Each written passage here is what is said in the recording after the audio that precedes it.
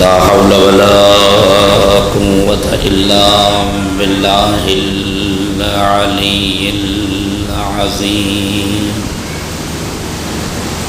حسبنا الله ونعم الوكيل، نعم المولى ونعم النصير.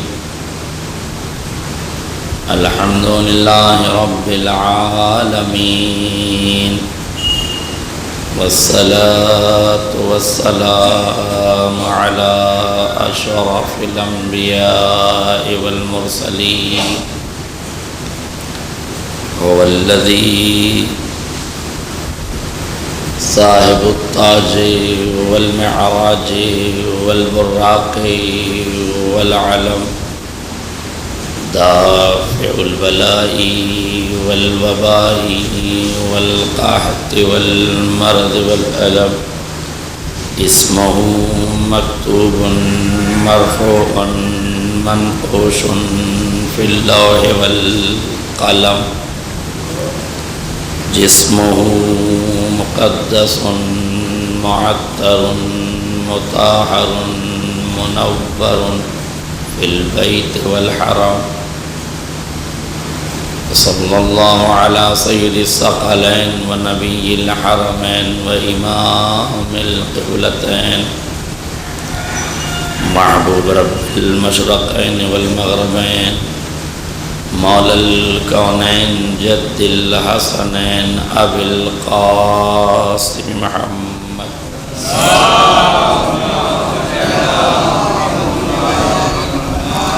وعلى آل بيته الطيبين الطاهرين المعصومين المظلومين، ولعنة الدائمة الباقية على أعدائهم أجمعين من الآن إلى قيام يوم الدين. أما بعد، فقد قال الله الحكيم في كتابه المجيد: بسم الله الرحمن الرحيم. لن تنالوا البر حتى تنفقوا مما تحبون. صلوات محمد علیہ. ابتداء حضرات سے گزارش ہے کہ ایک مرتبہ سورہ حمد اور 3 مرتبہ سورہ اخلاص کی تلاوت فرما کر مرحومہ مغفورہ ام سلمہ بنت محمد مسلم کی روح کو احسان. حضرات گرامی قدر، بزرگان ملت، دوستان عزیز، علماء اعلام، مجلس کی سال ثواب کی ہے، اور وہ بھی ایک ماں کے اصال ثواب کی مجلس ہے. چاہتا ہوں کہ دونوں باتیں آپس میں جمع ہو جائیں، اور ماں کے لحاظ سے ایک ذات ہے جس کا نام ہے حضرت ام البنین. کوشش کروں گا کہ شہزادی ام البنین کے فضائل آپ کی خدمت میں پیش کیے جائیں. ابتدائی طور سے، تمہیدی طور سے اصال ثواب یا موت کے حوالے سے زندگی کے فلسفے کو سمجھنا ہے، اور حقیقت موت اور حقیقت حیات کو سمجھنا ہے. تو اس اعلان کو سمجھیے اور غور کیجیے کہ جب ایک شخص بازار حقیقت میں لوگوں کے عبرت کے لیے اپنی عقیدت کا اظہار کرتے ہوئے راہ پیمائی کر رہا ہے، اپنے اس ٹھیلے پر برف کی ایک سلہ سجائے ہوئے ہے، اور بازار سے گزرتا ہوا یہ اعلان کر رہا ہے کہ رحم کرو لوگوں، خرید لو اس شخص کا سرمایہ جو لمحہ بلمحہ پگھل رہا ہے. آج میرا جملہ واضح ہو جائے. اس شخص کا سرمایہ خرید لو جس کا سرمایہ لمحہ بلمحہ پگھل رہا ہے، ختم ہو رہا ہے، جمود سے سیلان کی طرف جا رہا ہے، وجود سے عدم کی طرف جا رہا ہے، وجود سے اختتام کی طرف جا رہا ہے. اعلان ہو رہا ہے، لوگ سن رہے ہیں، سمجھ رہے ہیں کہ کسی عالم دین نے یہ اعلان سنا، فرمایا صدق اللہ العلی العظیم. اس علی عظیم نے بالکل سچ فرمایا ہے۔ بسم اللہ الرحمن الرحیم، والعصر ان الانسان لفی خسر، بے شک انسان گھاٹے میں ہیں۔ یعنی یہ جو حیات تمہیں دی گئی ہے یہ دھیرے دھیرے لمحہ بلمحہ اس برف کی طرح پگھل رہی ہے۔ یہ لمحے آتے ہوئے لمحے جا رہے ہیں تمہاری حیات سے، ختم کر رہے ہیں تمہاری زندگی کو۔ اسی لیے امیر بیان و سخن مولائے متقیان علی ابن ابی طالب علیہ السلام ارشاد عالی ہے، نفس المرء خطاہ الی اجل، تمہاری انسان کی ہر سانس اسے موت سے قریب کر دیتی ہے۔ اس کا مطلب یہ ہے کہ آنے والی سانسیں انسان کی زندگی کے خاتمے کی طرف جا رہی ہیں۔ یہ غلط فہمی ہے سماج میں کہ بچہ بڑا ہو رہا ہے تو سال گرہ منائی جائے۔ حقیقت میں یہ سال گرہ نہیں ہے، عمارت حیات سے ایک سال گر گیا ہے۔ یہ سال گرہ ہے، سال گرہ نہیں ہے۔ ایک صلوات پڑھ دے محمد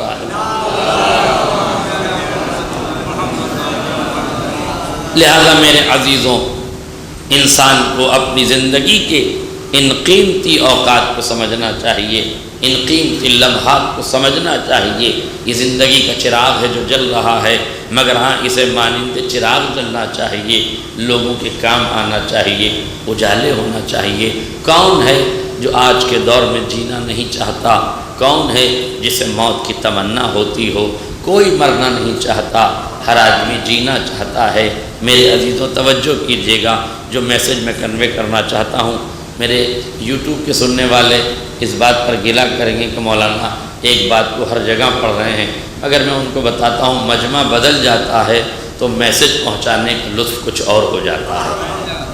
آپ یوٹیوب پہ ہر مجلس سن رہے ہیں، آپ کو ایک ہی عنوان نظر آ رہا ہے، مگر ہم ہر علاقے میں پہنچ رہے ہیں تو ہر علاقے کے لوگوں کو ان کے حساب سے میسج دیا جا رہا ہے۔ ہر آدمی تو یوٹیوب پہ بیٹھ کے مجلس سنتا نہیں، تو اس لیے میسج کے طور پر یہ باتیں اگر تکراری ہوں، اور یاد رکھیے گا ہر وہ بات جو مفید ہو اس کی تکرار بری نہیں ہوتی۔ اگر مفید باتوں کی تکرار غلط ہوتی تو ایک ہی سورہ رحمان میں ایک ہی آیت کو 31 مرتبہ نہ دہرایا ہوتا۔ فَبِأَيِّ آلَاءِ رَبِّكُمَا تُكَذِّبَانِ، قدرت نے 31 مرتبہ اس آیت کو دہرا کے بتایا کہ نعمتوں کی حفاظت تمہاری ذمہ داری ہے۔ ہر لمحے ہم آیت دہراتے رہیں گے تاکہ تمہیں نعمتوں کا احساس ہوتا رہے۔ تو میرے عزیزوں، یہ نعمت حیات جو سب سے بڑی نعمت ہے، اس نعمت حیات کا احساس ہونا چاہیے۔ انسانی زندگی میں، انسانی قدر میں سمجھتا ہوں حیات سے بڑی کوئی دولت نہیں ہے، حیات سے بڑی کوئی نعمت نہیں ہے۔ ساری نعمتیں حیات ہی کی مرہون منت ہے، ساری دولتیں اسی کی مرہون منت ہیں۔ زندگی کا سارا اصول و ضوابط جتنے بھی ہیں سب حیات سے مرتبط ہیں۔ اس لیے میرے عزیزو توجہ کیجیے گا، ہر آدمی جینا چاہتا ہے، مرنا تو کوئی نہیں چاہتا۔ اور بالخصوص توجہ کیجیے گا، جب چراغ کی لو آخری مرحلوں میں جاتی ہے تو پھڑپھڑانے لگتی ہے۔ چراغ میں جب تیل کم ہو جاتا ہے تو لو بھڑکنے لگتی ہے۔ یہ لو بھڑک نہیں رہی ہے، یہ چاہتی ہے کہ زندگی اور مل جائے، مگر چونکہ تیل ختم ہو گیا ہے لہٰذا اب لو کو بجھ جانا ہے، ختم ہو جانا ہے۔ توجہ کیجیے گا میرے عزیزوں، بڑی معذرت کے ساتھ بزرگوں سے ایک جملہ کہنا چاہتا ہوں۔ تو ہر آدمی چاہتا ہے کہ جیے، ایک میسج کنوے کرنا ہے، ہر آدمی چاہتا ہے کہ زندگی بسر کرے، موت کو کوئی گلے لگانا نہیں چاہتا۔ تو میں پوچھنا چاہتا ہوں کہ ریٹائرمنٹ کے بعد اگر ہمیں جینا ہے، 60 سال کے بعد اگر ہمیں جینا ہے تو ہم کیسے جئیں؟ کوئی تعویذ بتا دیا جائے، کوئی نسخہ بتا دیا جائے، کوئی پیمانہ بتا دیا جائے، کوئی راہ بتا دی جائے جس پہ چل کے انسان جی لے، کوئی ایسا آب حیات بتا دیا جائے جسے پی کے انسان جی لے، کوئی ایسا امرت بتا دیا جائے جس کے نوش جاں کرنے سے انسان کی زندگی آگے بڑھ جائے۔ آخر کیا راز ہے میرے عزیزوں؟ آج کی میڈیکل سائنس نے ترقی کر کے اس جملے کی وضاحت کی ہے کہ اگر ایک آدمی 60 سال کے بعد ریٹائرمنٹ کے بعد اگر وہ جینا چاہتا ہے اپنی حیات میں طوالت چاہتا ہے، اپنے عرصہ حیات میں وسعت چاہتا ہے، تو اس کی ذمہ داری یہ ہے کہ اپنے ذہنی کاموں کو معطل نہ کرے، اپنے ذہنی کام انجام دیتا رہے۔ اب میں آپ سے پوچھ رہا ہوں، ایک پروفیسر صاحب ہیں، کالج میں پڑھاتے ہیں، 60 کے بعد ریٹائر ہو گئے، تو 60 سے پہلے تو ذہنی کام تھا، پڑھا رہے تھے، کام کر رہے تھے، اب کیا کریں گے؟ ایک سرکاری ہاسپٹل میں ایک ڈاکٹر صاحب تھے، کام کر رہے تھے، 60 کے بعد ریٹائر ہو گئے، اب کیا کریں؟ ایک میتھمیٹک کا بہترین ٹیچر تھا، پڑھا رہا تھا، ریٹائر ہو گیا، اب ذہنی قوت کو کیسے صرف کرے؟ ایک آدمی پروفیسر تھا، فارغ ہو گیا، اب کیا کرے؟ اچھا شاعر تھا، اب کیا کرے؟ اچھا ادیب تھا، اچھا خطیب تھا، اچھے عہدے پر فائز تھا، ریٹائرمنٹ کے بعد کیا کرے کہ اس کی زندگی بدل جائے، اس کی زندگی بڑھ جائے، اس کی حیات میں تبدیلی پیدا ہو جائے؟ اس کے لیے راستہ یہ ہے کہ اپنی قوم کے بچوں کو جمع کرے۔ میرا جملہ واضح ہو، اپنی قوم کے بچوں کو جمع کرے۔ اگر ایک اچھا ڈاکٹر ہے اور وہ ریٹائرڈ ہو گیا ہے تو یہ دیکھے کہ سماج میں وہ کون سے بچے ہیں جو نیٹ کی تیاری کر رہے ہیں۔ جب وہ دیکھے کہ سماج میں کچھ بچے نیٹ کی تیاری کر رہے ہیں تو اسے چاہیے کہ ان کی نیڈ پوری کرے، ان کی نیٹ کی تیاری کرائے اور ان کے ساتھ مل کے اپنے ذہنی کام میں لگ جائے۔ اس طرح سے یہ بھی زندہ رہے گا، اس کی ظاہری زندگی بھی بدلے گی، اور اگر مر بھی گیا تو یہ تو مر جائے گا مگر اس کا علم ان کے سینوں میں زندہ رہے گا، اس کا علم ان کے سینوں میں زندہ رہے گا، اس کی فکر ان کی فکر میں زندہ رہے گی۔ معذرت کے ساتھ پروفیسر صاحب جملہ کہہ رہا ہوں، آپ نے جتنے دن بھی اپنے کالج میں، اپنے اسکول میں، اپنے مدرسے میں، اپنے یونیورسٹی میں جتنے دن آپ نے پڑھایا ہے اس کی تنخواہ آپ کو مل گئی ہے۔ بلکہ برا نہ مانے تو ایک لفظ کہوں، جس دن نہیں بھی پڑھایا اس دن کی بھی تنخواہ مل گئی ہے۔ جس دن پڑھایا اس کی تنخواہ تو ملی ہی ہے، وہ تو حق ہے، مگر جس دن نہیں بھی پڑھایا جو ملا ہے وہ فضل ہے سرکار کا۔ میں یہ نہیں کہوں گا کہ وہ غیر حق ہے، جو پڑھایا ہے اور ملا ہے وہ حق ہے، جس دن نہیں پڑھایا اس دن بھی ملا ہے، یہ فضل ہے، مگر ہر صورت میں ملا ہے۔ روز محشر کوئی پروفیسر بارگاہ پروردگار میں کھڑے ہو کے یہ نہیں کہہ سکتا کہ میں نے جو اپنے علمی سرمایہ کو خرچ کیا ہے مجھے اس کا صلہ چاہیے۔ کیا تنخواہ کے روپ میں ملا تو تھا، بونس کے طور پہ دیا تو تھا، پینشن کے طور پہ تمہیں اضافے کے ساتھ دیا تو تھا، اس کا کوئی اجر نہیں ہے۔ کہ اب اگر چاہتے ہو کہ اپنے علم کے سرمایہ کا اجر حقیقی مل جائے، پروردگار کی بارگاہ میں مل جائے، تو ملت تشیع کے ضرورت مند بچوں کو اکٹھا کرو، انہیں تعلیم دو۔ یہ فی سبیل اللہ دی جانے والی تعلیم روز محشر خدا کے سامنے سرخرو کر دے گی، روز محشر سرخرو کر دے گی۔ اچھے ادیب ہیں، ادب کے ماہواروں کو پکڑیے، اچھے خطیب ہیں، خطابت کے ستاروں کو پکڑیے، اچھے ڈاکٹر ہیں، ڈاکٹری کرنے والے بچوں کو پکڑیے، اچھے انجینئر ہیں، انجینئرنگ کرنے والے طلاب کو پکڑیے، اچھے میتھمیٹک کے آپ استاد ہیں تو میتھ میں کمزور بچوں کو پکڑیے اور ان کے ساتھ اپنے ذہنی مشغلوں کو کر لیجئے۔ اس طرح آپ کا ایک وقت جو ریٹائرمنٹ کے بعد برباد ہوتا ہے وہ آباد ہو جائے گا۔ قوم کے وہ بچے جو انٹرنیٹ میں برباد ہو رہے ہیں وہ تمہارے ذریعے سے آباد ہو جائیں گے۔ آپ پہل تو شروع کریں، یہ نہ کہیے گا کہ کسے پڑھائیں، آپ اپنے دامن کو پھیلائیں تو صحیح۔ دیکھیے اس دامن محبت میں آنے کے لیے کتنے طلاب ہیں جو مچل رہے ہیں، کتنے ضرورت مند ہیں جو پریشان ہیں، کتنے لوگ ہیں جو آنا چاہتے ہیں۔ ان مجلسوں کا مقصد یہی ہے کہ ہم جب مجلس سے اٹھ کے جائیں تو ہمارے ہاتھ نہ بھرا ہو کہ دھوبہ بھر کے تبرک مل گیا اور ہم خوش ہو گئے۔ جو دھوبہ بھر کے تبرک ملا ہے وہ جسم کی غذا ہے، جو شعور مجلس میں بٹا ہے وہ روح کی غذا ہے۔ جو شعور مجلس سے لے کے جاؤ وہ شعور تمہاری روح کی غذا ہے، اس کو لے کے جانا پڑے گا، اسے سماج میں استعمال کرنا پڑے گا، اس میسج کو کنوے کرنا پڑے گا۔ اتنے خراب حالات ہو چکے ہیں کہ اب تو قانونی طور پر اپنے نوجوانوں کو اگنی پتھ پہ چلایا جا رہا ہے۔ آئے میرا جملہ واضح ہو جاتا۔ حالانکہ ہمیں معلوم ہونا چاہیے کہ اگنی پتھ کی یاترا کچھ لوگوں نے کی ہو یا نہ کی ہو، شیعہ سمودائے کے لوگ یہ یاترا ہر سال کرتے ہیں۔ یہ اگنی پتھ کی یاترا شیعہ سمودائے کے لوگ ہر سال کرتے ہیں۔ یہ اور بات ہے کہ اس یاترا کا کمال یہ ہے کہ یہ اگنی پتھ پہ چلتے بھی ہیں مگر نہ جلتے ہیں نہ جلاتے ہیں۔ ایک صلوات پڑھیں محمد راجہ۔ دیکھیے بڑا پرآشوب ماحول ہے۔ اس ماحول میں جہاں چاروں طرف امت مسلمہ کی راہوں میں کانٹے بچھے ہوئے ہیں، جہاں چاروں طرف محبت کی فضاؤں میں نفرت کا زہر گھلا جا رہا ہے، جہاں چاروں طرف تعصب و تنگ نظری پھیلائی جا رہی ہے، جہاں ماحول کو بد سے بدتر کیا جا رہا ہے، ایسے بدترین ماحول میں، ایسے دباؤ کے ماحول میں، اس دباؤ کی پوزیشن میں، اس دباؤ کی استھتی میں ہمیں ابھرنا ہے، ہمیں اپنے لکش تک پہنچنا ہے، ہمیں اپنے ٹارگیٹ کو اچیو کرنا ہے، ہمیں اپنے مقصد تک پہنچنا ہے۔ کیسے ہم مقصد تک پہنچے؟ توجہ کیجیے گا، کیسے ہم مقصد تک پہنچے؟ میں بہت سی باتیں آپ کو کھیل کھیل میں وہ کھیلا سمجھا دیتا ہوں جو ہمارے ساتھ ہو رہا ہے۔ بات کھیل کے میدان سے شروع ہوئی ہے، مگر میرے لفظوں پہ غور کیجیے گا تو محسوس کیجیے گا کہ میں کس پیغام کو اپنے نوجوانوں تک پہنچا رہا ہوں۔ بزرگوں سے معذرت کے ساتھ، مگر یہ بات سمجھنے کی ہے۔ ابھی آپ نے IPL دیکھا ہوگا، میچ آپ نے دیکھا ہوگا، مجھے یہ علماء بھی بیٹھے ہیں، دوسرے برادران بھی بیٹھے ہیں، کرکٹ کھیلنے والے لوگ بھی بیٹھے ہیں، مجھے یہ بتائیں کہ کرکٹ کا میچ دیکھنے والے لوگ یہ بتائیں کہ اچھا کھلاڑی کون سا ہے؟ جو پہلی اننگ میں اچھا کھیلے یا جو دوسری اننگ میں اچھا کھیلے؟ کہتے ہیں اچھا بیٹسمین وہ ہے جو دوسری اننگ میں اچھا کھیلے، یعنی جب ٹیم دباؤ میں ہو تب اچھا کھیلے۔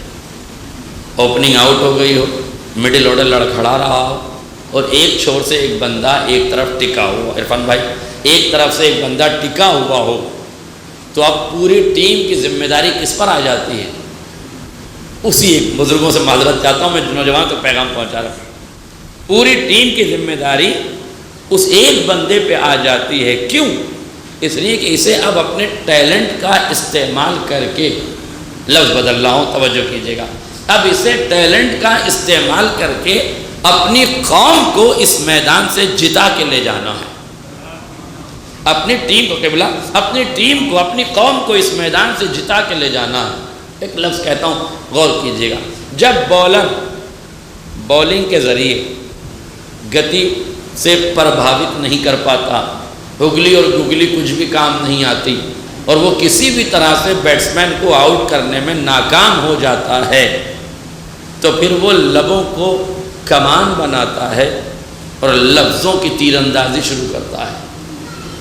اب وہ بیٹسمین کو گالیاں دینا شروع کرتا ہے، اشارے کنائے میں گالیاں دیتا ہے، کبھی آستین چڑھاتا ہے، کبھی آنکھیں نکالتا ہے، کبھی چہرے کا رنگ بدل رہا ہے۔ یہ کر کیا رہا ہے؟ اب تک تو یہ کھلاڑی کھیل رہا تھا، اب یہ سیاست کا بازیگر بن چکا ہے۔ اب اسے چاہیے کہ اپنے دشمن کو ختم کرنے کے لیے جب ٹیلنٹ کو ختم نہ کیا جا سکے تو عداوت کا سہارا لیا جائے، دشمنی پہ آمادہ کیا جائے، کھیلنے والے کھلاڑی کو غیظ و غضب میں مبتلا کیا جائے۔ کیوں؟ تاکہ وہ اپنا نینترن کھو دے، اپنی شمتاؤں کا اظہار نہیں کر پائے۔ اب مجھے بتائیے، اگر بیٹسمین اس کے جواب میں لبوں سے گالی نکالے گا تو کیا ہوگا؟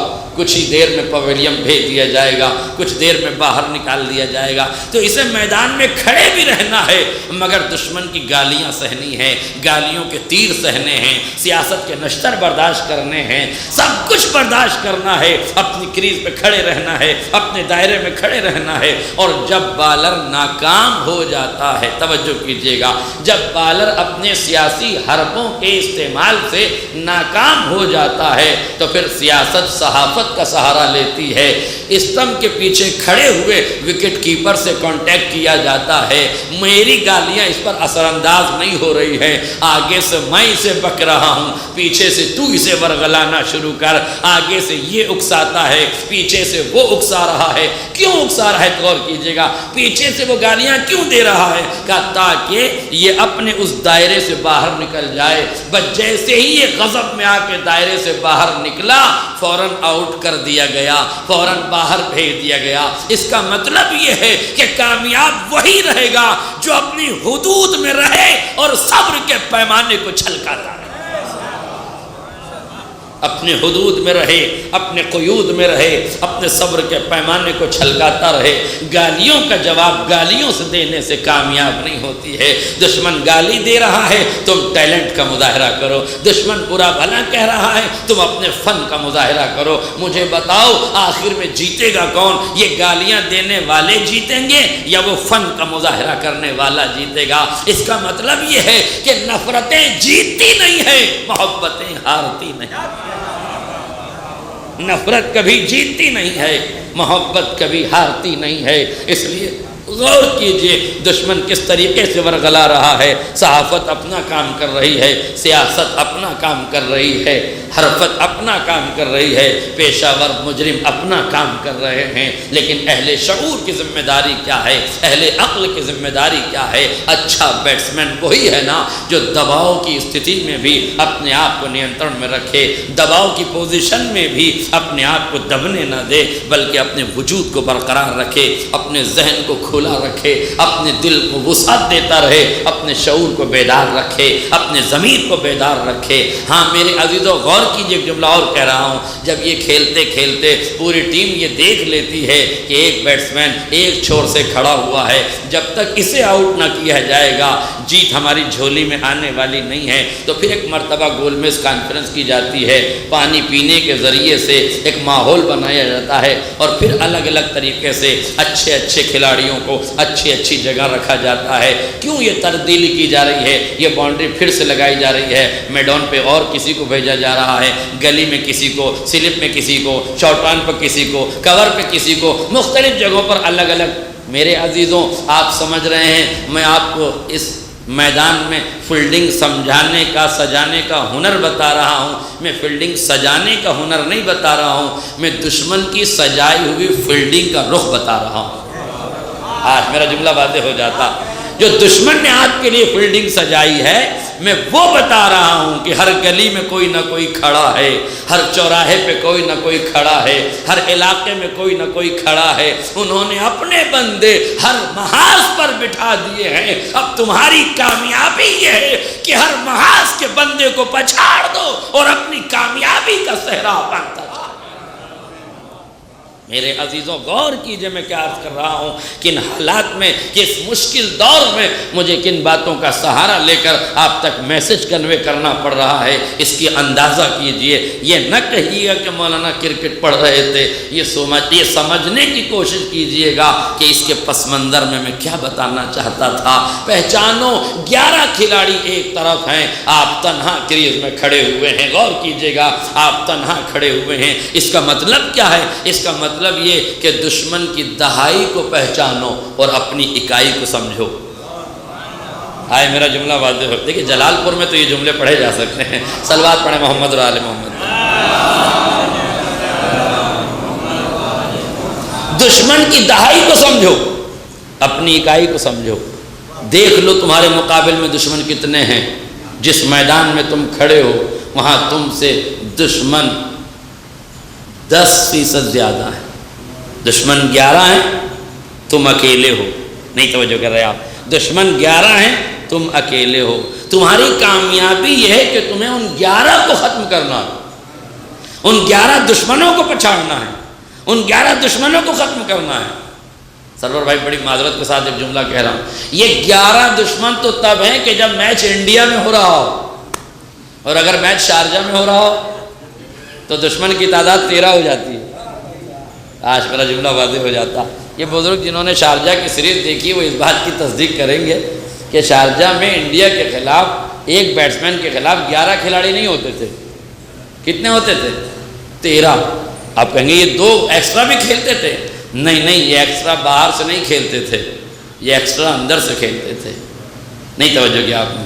وہ انصاف کی مورتیں جسے ایمپائر کہا جاتا ہے، جسے کھڑا اس لیے کیا گیا تھا کہ پکشپات نہ کریں، کسی کی طرف رجحان نہ کریں، اس لیے کہ تم عدالت ہو، تم انصاف ہو، تم قاضی ہو، تم لوگوں کی نظر میں معتبر ہو، کم سے کم پد کی گریما کا تو خیال رکھو، کم سے کم عہدے کی عظمت کا تو خیال رکھو۔ تمہاری غلط انگلی اگر اٹھے گی تو انصاف پسندوں کی کتنی انگلیاں تم پہ اٹھیں گی؟ آج میرا جملہ واضح ہو جاتا۔ تمہاری ایک انگلی غلط اٹھے گی مگر انصاف پسندوں کی انگلیاں تم پہ اٹھیں گی۔ اس ایمپائر کو کیا ہو گیا ہے؟ کہا ہوا کچھ نہیں ہے، اس نے رشوت کے بازار میں اپنے ضمیر کا سودا کر دیا، اپنے ضمیر کا سودا کر دیا ہے۔ یہ دولت میں بہک گیا ہے، یہ پیسے میں بہک گیا ہے، اسے اب دولت چاہیے۔ میرے عزیزوں ہوتا کیا ہے؟ ایمپائر دو ہوتے ہیں، قاضی دو ہوتے ہیں، عدل کرنے والے دو ہوتے ہیں، جسٹس دو ہوتے ہیں، فیصلہ کرنے والے دو ہوتے ہیں، مگر یہ ہوتے تو دو بے ایمان ہیں مگر بدنام پورا ملک ہو جاتا ہے۔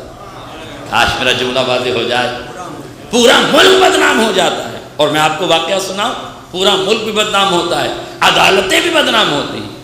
عرب دیش کا واقعہ ہے، عرب دیش کا۔ میں بار بار اس جملے کی تاکید کر رہا ہوں تاکہ میرے جملے کو گھمایا پھرایا نہ جائے۔ عرب دیش کا یہ واقعہ ہے کہ ایک شخص کے ساتھ عدالت میں مقدمہ دائر کیا گیا، اور مقدمہ یہ تھا، قاضی صاحب کے پاس مجرم لایا گیا تو مجرم نے جرم یہ کیا تھا کہ مسلمانوں کے قبرستان میں کتا دفن کر دیا تھا۔ میں جب لفظ کتا بولتا ہوں منبر سے تو بزرگوں کو برا لگتا ہے، حالانکہ آپ ایمان سے بتائیے لفظ یزید بولا جا سکتا ہے کہ نہیں؟ منبر سے لفظ یزید بولا جا سکتا ہے کہ نہیں؟ تو پھر کتا کیوں نہیں بولا جا سکتا؟ کیا یزید یعنی کتا تو بہرحال یزید سے بہتر ہے، کم سے کم اس میں ایک وفا کا پہلو تو ہے۔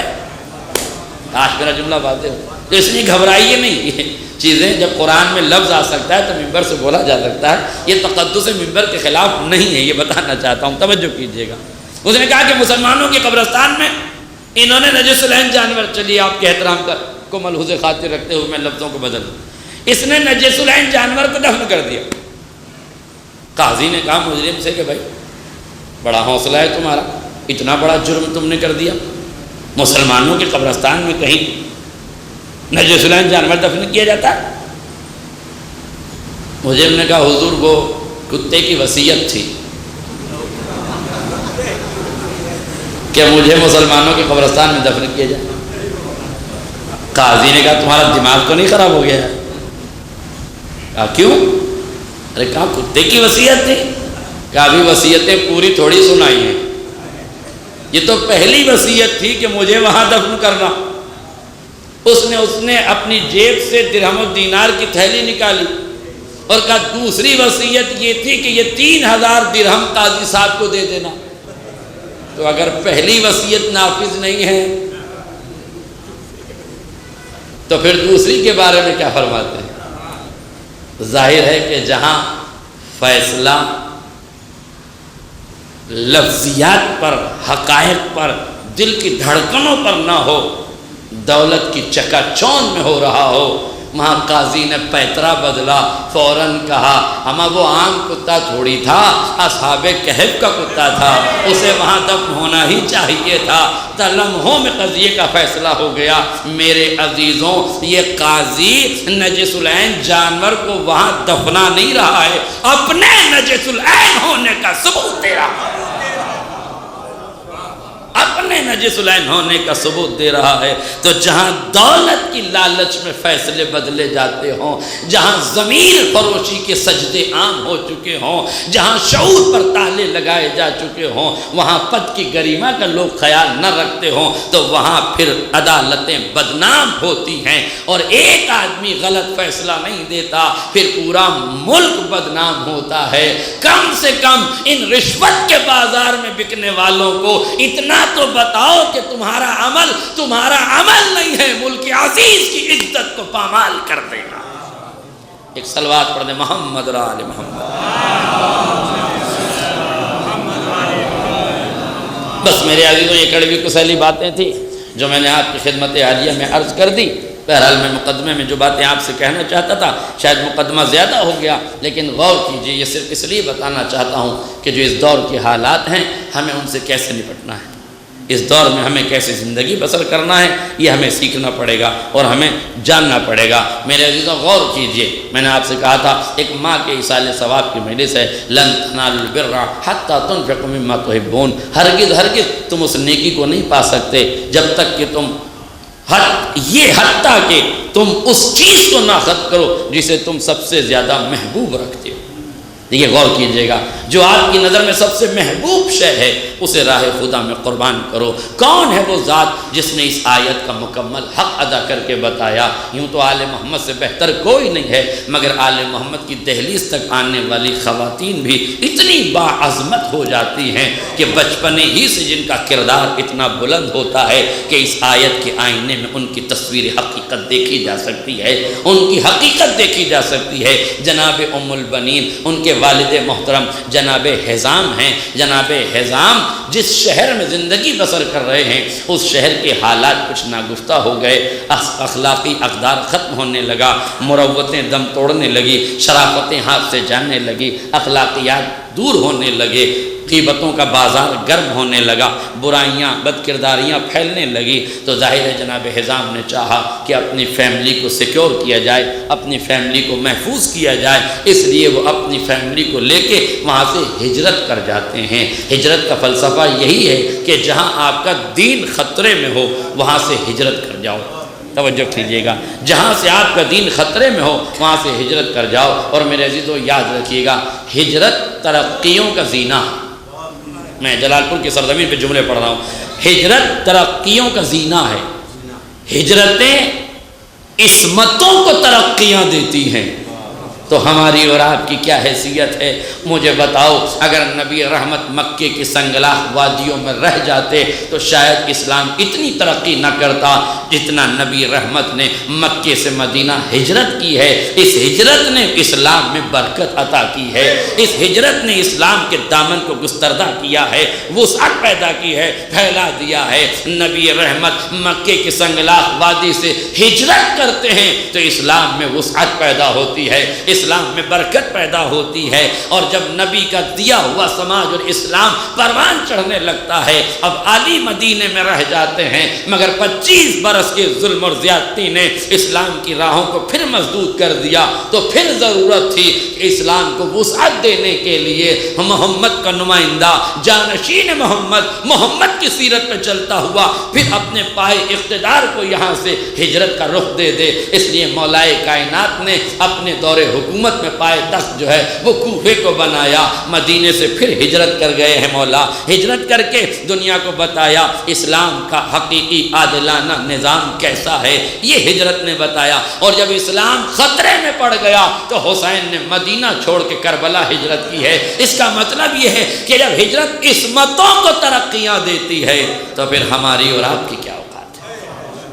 اس لیے ہجرتیں کرائیے، اپنے بچوں کو پڑھائیے۔ مجھے بتائیے آپ کے علاقے کا کون سا ڈاکٹر ہے، کون سا انجینئر ہے، کون سا پروفیسر ہے جو یہاں رہ کے پروفیسر بن گیا ہو، جس نے ہجرت نہ کی ہو، جس نے اپنے گھر سے نکالا نہ لیا ہو، جس نے اپنے گھر سے دوری اختیار نہ کی ہو؟ مجھے معاف کیجیے گا، وہ بچے، توجہ، وہ بچے جو اپنے ماں باپ کی چھتر چھایا میں گرم روٹیوں کے لقمے تناول کرتے ہیں، انہیں لذت علم کا احساس نہیں ہوتا۔ وہ بچے جو دور دراز علاقوں میں جاتے ہیں، شب کی تاریکی میں نیند نہیں آتی، بھوک سے بے دم ہوئے جاتے ہیں، پیاس سے بھرے جاتے ہیں، انہیں محسوس ہوتا ہے کہ یہ مادی بھوک ہمارا کچھ نہیں بگاڑتی، انہیں لذت علم میں مزہ آتا ہے۔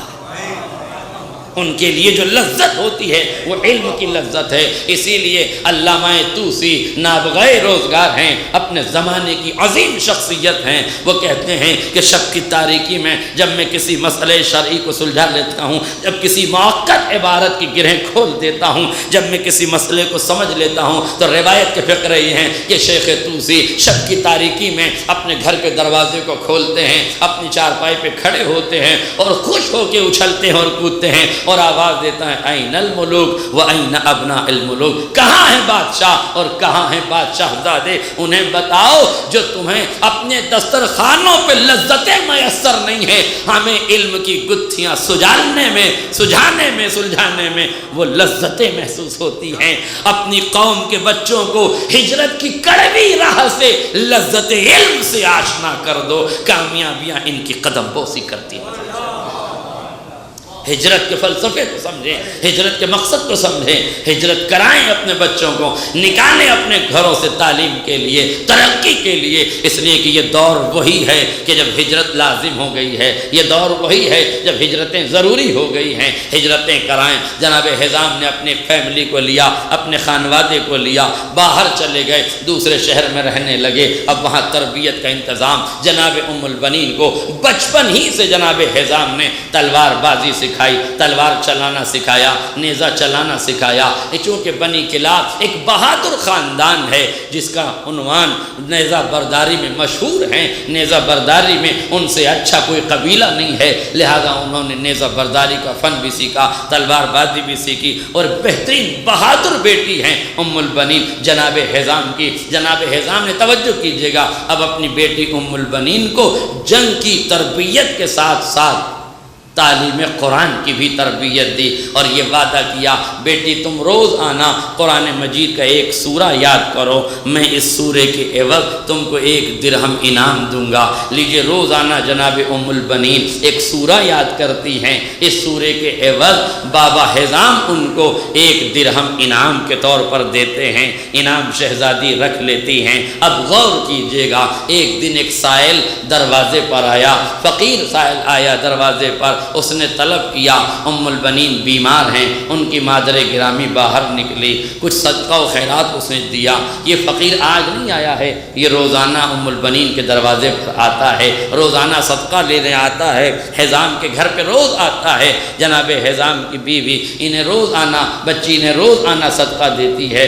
جب سائل کو جناب حزام کی زوجہ نے صدقہ دے دیا، اس نے وہ صدقے کا سامان لیا اور جانے سے پہلے ایک بات پوچھنے لگا، کہا بی بی میں یہ پوچھنا چاہتا ہوں کہ روزانہ جو بچی مجھے صدقہ دینے آتی تھی وہ آج کہاں ہے؟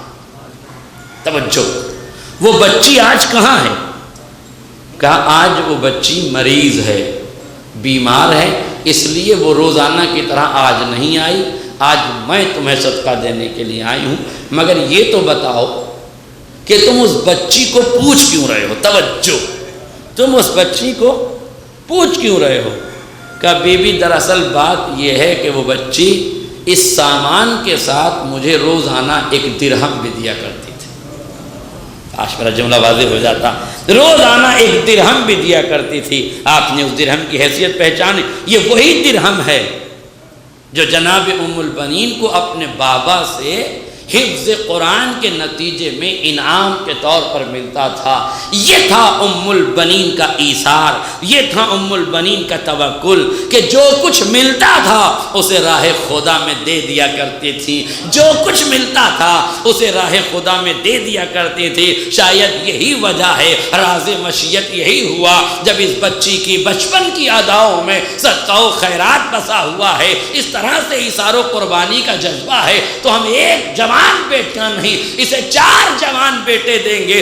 دیکھتے ہیں یہ جوان بیٹوں کے ساتھ ماں کیا کرتی ہے، مگر جس نے بچپن ہی میں راہ خدا میں دینے کی عادت ڈال لی ہو، اس نے 4 جوانوں کو راہ حسین میں قربان کر دیا۔ میرے عزیزوں یاد رکھیے گا، ہاں ایک جملہ کہنے کو دل چاہتا ہے، جس بچی کا کردار بچپنے ہی میں اتنا اعلیٰ ہو کہ ایثار کی اس منزل پہ قدم رکھ رہی ہو تو حق ہے، یہ توکل کا نظریہ ہے، یہ توکل کا منزل ہے، توکل کا مرحلہ ہے کہ جہاں جناب ام البنین کو جو کچھ ملا وہ انہوں نے دے دیا۔ یہی تو قرآن کہہ رہا تھا، لن تنالوا البر حتی تنفقوا مما تحبون، جو تمہیں محبوب ملا ہے اسی کو تم نے راہ خدا میں قربان کر دیا۔ ام البنین کی نظر میں عباس سے زیادہ محبوب کون ہوگا جسے راہ خدا میں قربانی کے لیے پیش کر دیا۔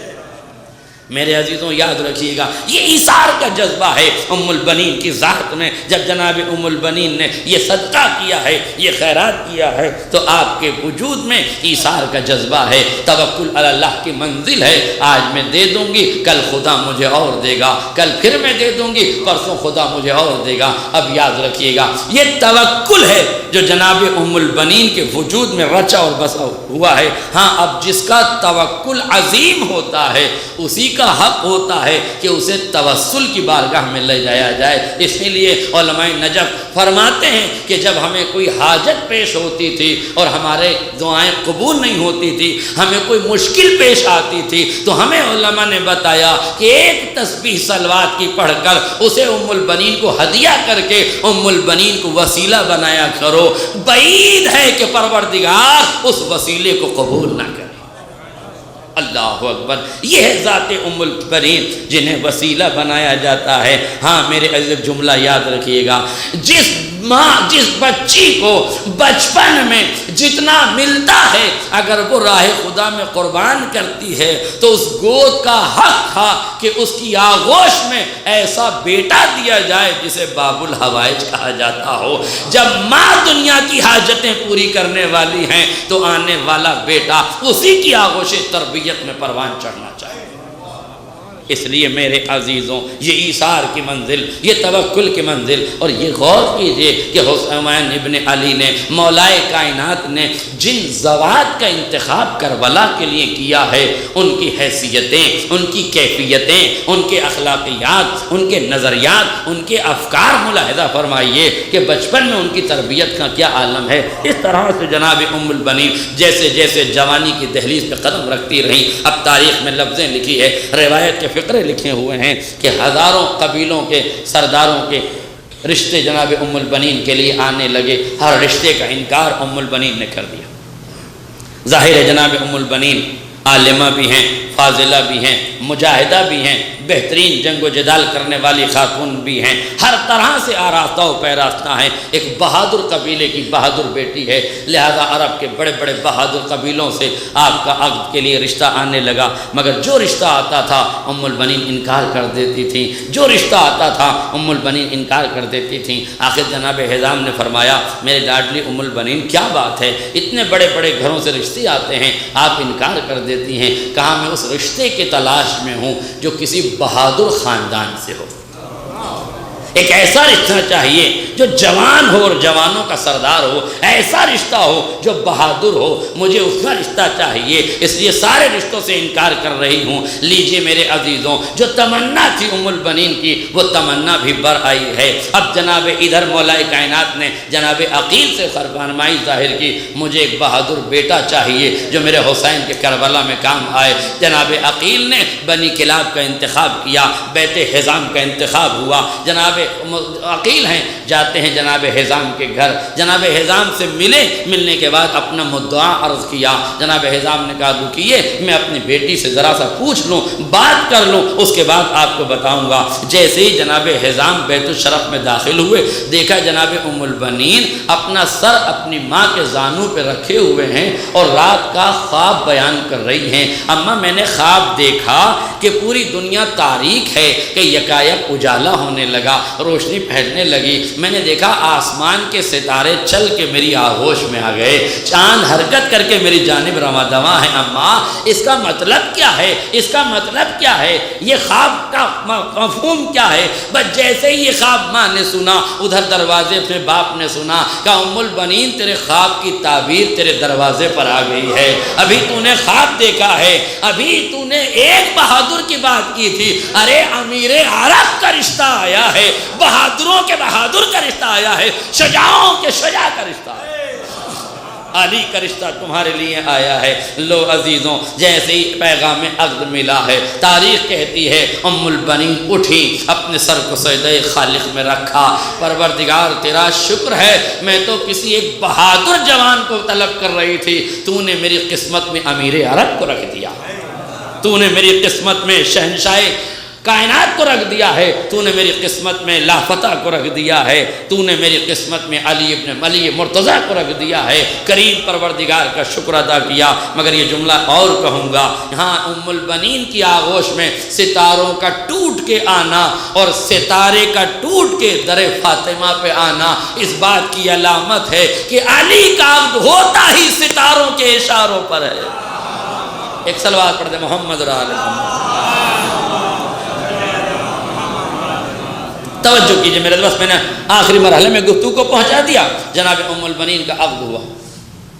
ذرا روایتیں ہیں تو اصل فضائل کی، مگر لوگ ان کو مصائب کی روایت سمجھتے ہیں، مگر یہ فضیلتیں ہیں جس کو محسوس کرنا چاہیے، غور کرنا چاہیے اور توجہ کیجئے گا جس بات کی طرف میں۔ یہ پڑھ دینا بہت آسان ہے، سن لینا بہت آسان ہے، مگر ذرا اس مقام پر کھڑے ہو کے توجہ کیجئے گا تو فکر میں ارتعاش پیدا ہوتا ہے کہ ایسی ذات جناب ام البنین کی جب عقد ہو کے گھر میں آئی ہے، شہزادے اپنی ماں کا استقبال کرنے کے لیے آگے بڑھے اور حسنین شریفین نے ہاتھوں کو جوڑ کے اپنی ماں کا استقبال کرنا چاہا تو ام البنین نے ہاتھوں کو جوڑ کے سر کو جھکا کے کہا، شہزادوں میں تمہاری ماں بن کے نہیں آئی ہوں بلکہ تمہاری خادمہ بن کر آئی ہوں۔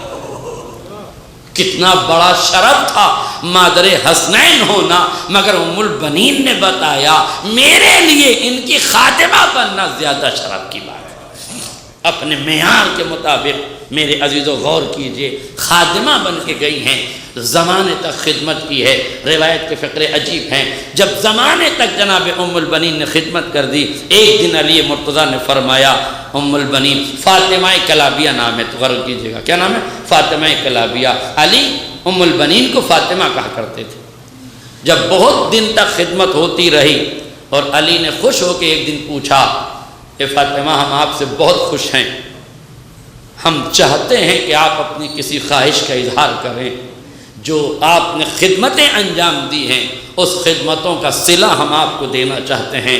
بتائیے اگر امیر کائنات کسی سے کہے کہ طلب کرو تو کون ہے جو جنت نہیں مانگے گا؟ کون ہے جو کوثر کی وراثت نہیں مانگے گا؟ کون ہے جو سلسبیل نہیں مانگے گا؟ کون ہے جو نعمات نہیں مانگے گا؟ کون ہے جو دنیا نہیں مانگے گا؟ کون ہے جو آخرت نہیں مانگے گا؟ مگر ہائے ام البنین کا مزاج سنیں گے میرے عزیزوں۔ ام البنین نے آواز دی، یا علی، اے میرے سید و سردار، مجھے صرف اتنا چاہیے کہ آپ مجھے فاطمہ نہ کہا کریں، اس لیے کہ جب آپ مجھے فاطمہ کہتے ہیں تو حسنین کو ان کی مادر گرامی یاد آتی۔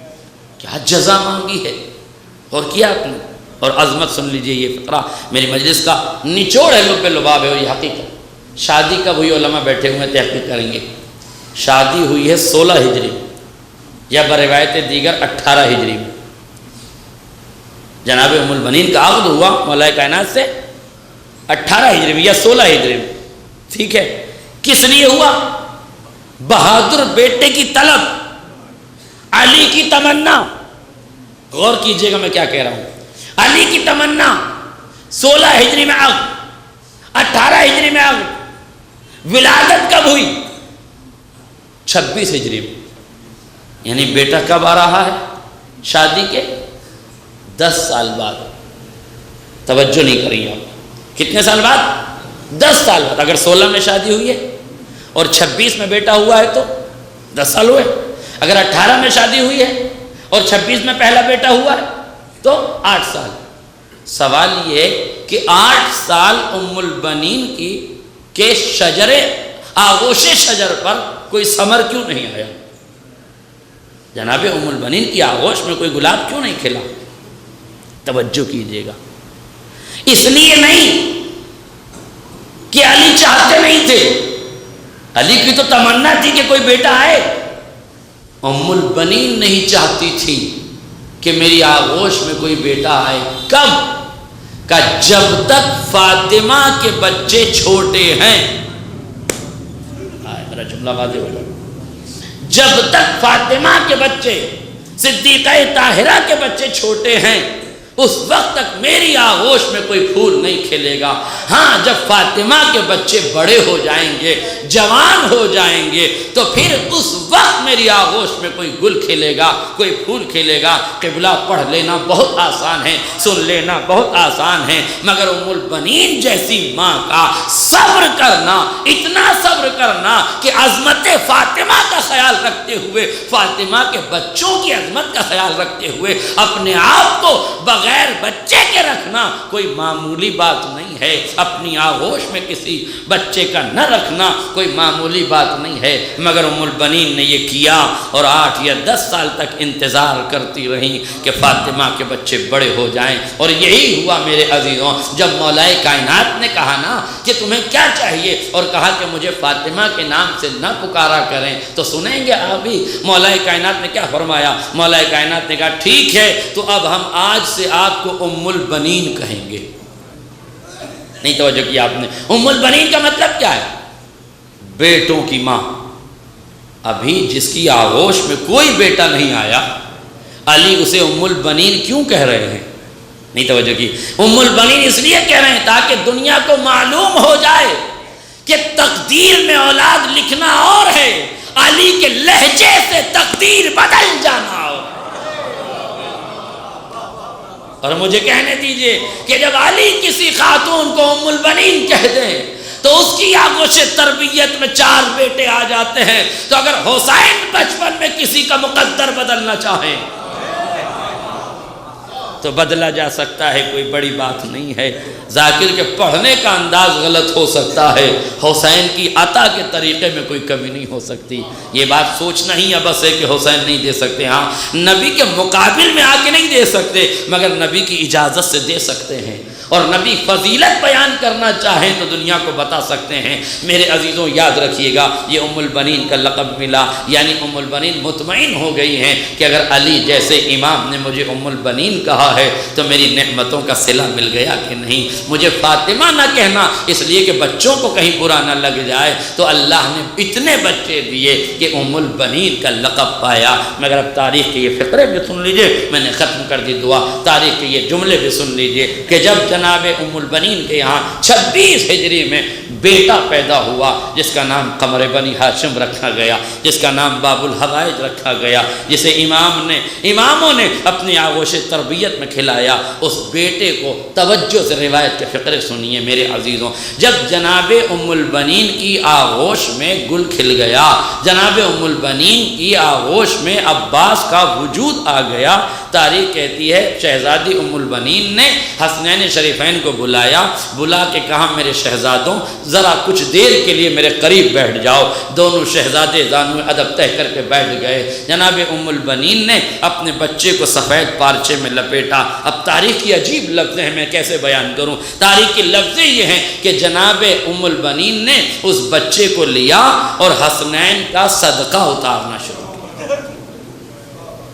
حسنین کا صدقہ اتارنا شروع کیا، اور صدقہ اتارنے کے بعد جناب امام حسین کی آغوش میں رکھ دیا، ہاتھوں کو جوڑ کے کہا مولا یہ میرا لال ہے مگر آج سے آپ کا خادم ہے، آج سے آپ کا غلام ہے، یہ جب تک زندہ رہے گا آپ کے قدموں کی خواب اٹھا کر اپنی آنکھوں سے لگاتا رہے گا۔ ہاں بیٹا تو میرا ہے مگر خادم آپ کا ہے، غلام آپ کا ہے۔ حق تھا اس بی بی کا جو اپنے بچے کو حسنین پہ قربان کر دے، اس بی بی کا حق تھا کہ اسے جنت البقیع سے ایک ماں اپنا بیٹا کہے، تو اسی لیے مولا عباس کو فاطمہ نے اپنا بیٹا کہا۔ جب ایک عالم دین زیارت کے لیے کربلا جاتے ہیں، روزانہ زیارت کرتے ہیں، امام حسین کے روزے کی زیارت کرتے ہیں، درس و تدریس میں مشغول ہیں، اس لیے جلدی سے جاتے ہیں، امام حسین کے روزے کی زیارت کرتے ہیں، گھر واپس چلے آتے ہیں۔ جمعہ شب جمعہ کو مولا عباس کے روزے پر بھی چلے جاتے ہیں۔ ایک دن صدیقہ طاہرہ خواب میں آتی ہیں، آ کے کہتی ہے شیخ تجھے شرم نہیں آتی؟ تو میرے لال کی قبر پہ زیارت کو رہی جاتا، تو میرے بیٹے کی زیارت نہیں کرتا۔ شیخ تڑپ گئے، ہاتھوں کو جوڑ کے کہتے ہیں شہزادی آقا زادی میں روز آپ کے بیٹے کی زیارت کو جاتا ہوں، میری زیارت میں کمی کہاں رہ گئی؟ شہزادی نے فرمایا کیا عباس میرا بیٹا نہیں ہے؟ ام البنین کی قسمت پہ ناز جتنا کیا جائے کم ہے نا۔ جس ماں نے اپنے بیٹے کو حسین کی آغوش میں رکھ دیا تھا تو حسین کی ماں نے بھی اس بیٹے کو اپنا بیٹا کہہ کے ام البنین کی تمناؤں کو پورا کر دیا، ام البنین کے اس حسن عمل کو قبول کر دیا۔ لن تنالوا البر حتی تنفقوا مما تحبون کی اس آیت کے آئینے میں ام البنین کا کردار دیکھا جا سکتا ہے۔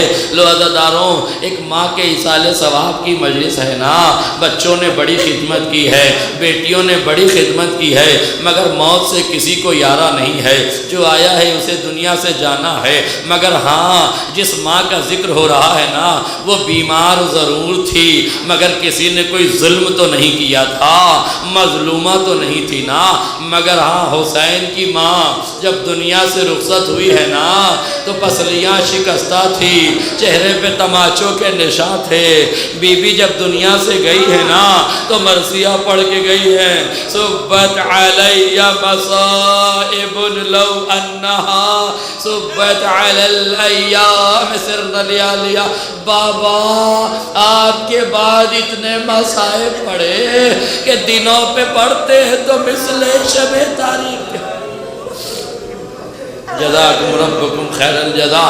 لو عزاداروں، میں نے کرامات فاطمیہ میں ایک واقعہ سنا ہے، ایک واقعہ دیکھا ہے، اس واقعے کو آپ تک پہنچانا چاہتا ہوں۔ فاطمہ کا معجزہ سنیے، روایت کے فقرے سنیے، توجہ کیجئے گا، جناب فاطمہ کی عظمت ملاحظہ کیجئے گا۔ ایک شیخ ہے سعودی میں یا غالباً دبئی میں، جہاں جو ذاکر جاتا ہے اس کے یہاں مجلس پڑھنے کے لیے، وہ کہتا ہے فاطمہ کے مصائب پڑھو، صدیقہ طاہرہ کے مسائل پڑھو، نبی کی بیٹی کے مسائل پڑھو۔ ایک ذاکر نے پوچھ لیا، بھائی جب آتے ہیں مجلس پڑھنے تو صرف فاطمہ کے مسائل پڑھواتا ہے، آخر بات کیا ہے؟ اس نے کہا سنو، اگر بات سننا چاہتے ہو تو سنو، میں اہل سنت والجماعت سے میرا تعلق تھا، میں نبی کو چاہتا تھا، میری ایک بیٹی تھی جسے میں بے پناہ محبت کرتا تھا، جب گھر سے نکلتا تھا سب سے آخر میں بیٹی سے ملتا تھا، جب گھر میں داخل ہوتا تھا سب سے پہلے بیٹی سے ملتا تھا، وہ میری پارہ جگر تھی، وہ میری بیٹی تھی جس سے میں بے پناہ محبت کرتا تھا۔ ایک دن مجھے آفس میں کال آئی، ایک دن مجھے آفس میں یہ خبر آئی میری بچی نے ایک سکہ نگل لیا ہے، سکہ حلق میں اٹک گیا ہے، سانس لینے میں تکلیف ہو رہی ہے۔ میں تیزی سے گیا، میں نے عالم عرب کے بڑے بڑے ڈاکٹروں کو دکھایا، سب ناکام ہو گئے۔ انہوں نے کہا آپ اسے یورپ میں لے جائیں، وہاں اس کا علاج ہوگا۔ یورپ میں لے کے گیا، یورپ کے بڑے ہاسپٹل میں نے ایڈمٹ کرایا۔ میں نے جب ایڈمٹ کرایا تو ڈاکٹر آیا، ایک سادہ پرچہ لے کر آیا، میرے ہاتھ میں قلم دیا اور دے کے یہ کہا کہ دیکھیے اگر ہم نے سکہ نکال دیا تو یہ بچی بولنے کے لائق نہیں رہے گی، اور اگر سکہ اس کی حلق سے پیٹ میں اتر گیا تو یہ بچی مر جائے گی، اس کی زندگی کی ضمانت نہیں ہے، آپ قلم سے دستخط کر دیں اور ان دونوں باتوں کو قبول کر دیں۔ وہ کہتا میں نے لڑکھڑاتے ہوئے ہاتھوں سے قلم اٹھایا، ہاتھوں سے قلم اٹھایا، بس ہاتھوں سے قلم اٹھایا ہی تھا، مجھے مدینہ یاد آ گیا۔ میں نے نبی رحمت کی طرف رخ کیا، نبی کے مدینے کی طرف رخ کیا، ہاتھوں کو جوڑ کے عرض کیا یا نبی اللہ، میں نے سنا ہے آپ کی ایک بیٹی تھی جسے آپ بے پناہ محبت کرتے تھے، جب سفر پہ جاتے تھے سب سے آخر میں اس سے ملتے تھے، جب گھر پہ آتے تھے سب سے پہلے آپ اس سے ملتے تھے، جب تک دیدار فاطمہ نہ ہوتا تھا آپ کو چین نہ آتا تھا۔ مولا جیسے آپ کی ایک بیٹی تھی نا، میری بھی ایک پارہ جگر ہے، اے مولا میں وعدہ کرتا ہوں جب تک زندہ رہوں گا فاطمہ کی مجلس کرتا رہوں گا، فاطمہ کے مسائل پڑھواتا رہوں گا، بس مولا میری بیٹی کو شفا دے دیجئے۔ ابھی لبوں سے لفظ نہ نکلے تھے، ابھی دعا پوری نہ ہوئی تھی، ایک ڈاکٹر چیختا ہوا آیا، میریکل ہو گیا، معجزہ ہو گیا، تیری بچی کے حلق سے سکہ نکل گیا۔ وہ بابا بابا کہہ کے چیخ رہی، وہ بابا بابا کہہ کے پکار رہی ہے، تیزی سے دوڑتا ہوا اپنی بیٹی کے پاس گیا، کلیجے سے لگایا، پیشانی کا بوسہ دے کے پوچھا بیٹی یہ معجزہ کیسے ہوا؟ کہا بابا ایک نقاب پوش معذبہ آئی تھی، آہستہ سے میری کمر پہ ہاتھ رکھا، سکہ میرے منہ سے باہر ہوا، میں نے اسے سلام عقیدت کیا، اس نے کہا بیٹی اپنے بابا کو میرا سلام کہنا اور اس سے کہنا جو وعدہ اس نے رسول سے کیا ہے اس وعدے کو پورا کر دے۔ کہا بیٹی وہ معظمہ کیسی تھی؟ کہا بابا یہ نہ پوچھو، ارے ایک ہاتھ پہلو پہ رکھی تھی، لگتا تھا پہلو شکستہ ہے، ہاتھ شل ہو چکا تھا، رخسار پہ تماچوں کے نشان، آنکھوں میں سرخی اتری ہوئی تھی۔ اے بابا رسول کی بیٹی فاطمہ،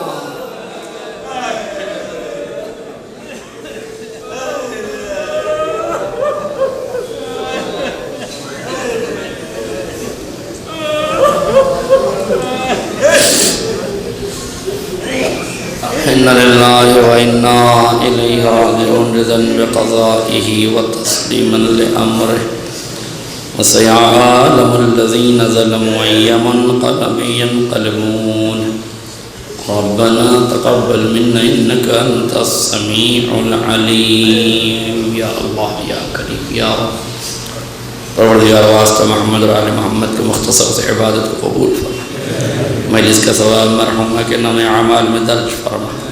کریم پروردگار واسطہ محمد اور آل محمد کا ہندونے والی آوازوں پر رحمت نازل فرما، پھر آسوں کو رومال زہرہ میں جگہیں عنایت فرما۔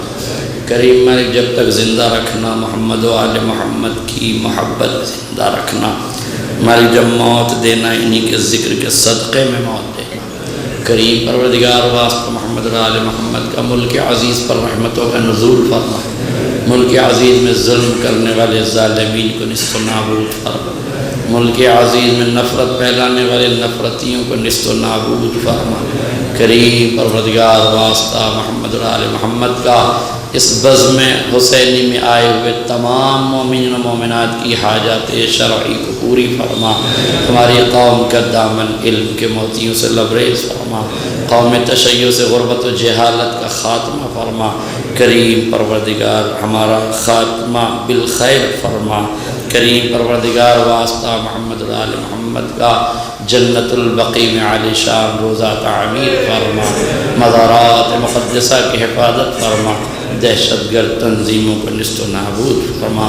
دنیا کے جس جس کونے میں حسین کے عزادار ہیں مالک ان کی حفاظت فرما، جہاں عاشقان آل محمد ان کی جان مال عزت آبرو کی حفاظت فرما۔ کریم پروردگار واسطہ محمد و آل محمد کا اور امتحان نال یوسف زہرا امام زمانہ کے ظہور میں تعجیل فرما۔ اس مجلس کا ثواب مرحومہ کے نام اعمال میں درج فرما۔ آپ اللہ سے گزارش ہے کہ ایک مرتبہ سورہ حمد اور 3 مرتبہ سورہ خراس کی طرح سما کر مرحومہ ام سلمہ بنت محمد مسلم کی روح کو حساب کرنا۔